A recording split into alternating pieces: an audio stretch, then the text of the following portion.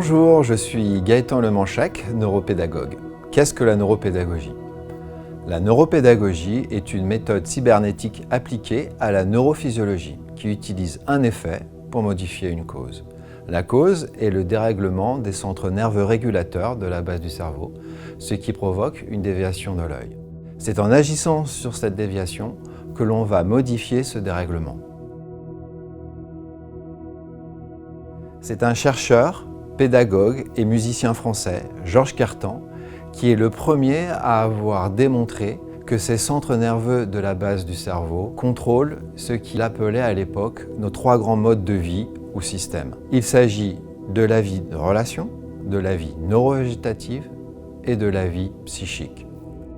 Aujourd'hui, nous pouvons mesurer ce dérèglement fonctionnel de façon objective. Pour arriver à ce résultat, nous utilisons un outil qui s'appelle un diploscope.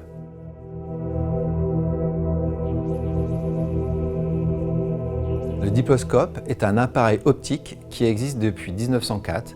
Il a subi de nombreuses améliorations et évolutions pour être capable de nos jours de mesurer 6000 mouvements oculaires en relation avec 6000 fonctions de la base du cerveau.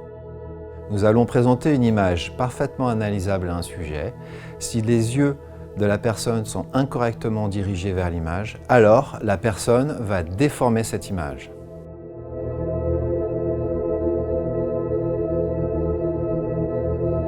Voici 4 cercles, un jaune, un rouge, un vert et un bleu positionnés à égale distance. Si la personne voit les 2 cercles du milieu s'écarter, cela nous indique que son système nerveux est en hyperréaction. Il réagit donc par excès, ce qui se traduit par des yeux qui vont converger et une image qui se déforme vers l'extérieur.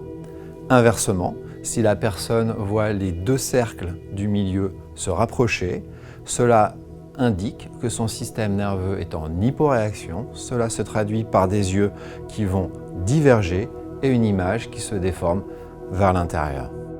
De nos jours, nous pouvons estimer que 90% de la population présente un dérèglement fonctionnel du système nerveux central. Ce dérèglement peut entraîner des troubles sensoriels, neurovégétatifs et psychiques. La sensibilité à la lumière, au bruit, des tensions musculaires, troubles digestifs, palpitations, vertiges, allergies, des troubles du sommeil, fatigue chronique, des difficultés d'apprentissage comme la dyslexie, mais également les phobies, la dépression, le surmenage. On peut même empêcher le burn-out puisque grâce à cette méthode de rééducation, le système nerveux fonctionnera à 100% et sera donc capable de limiter le stress et la fatigue de manière optimale.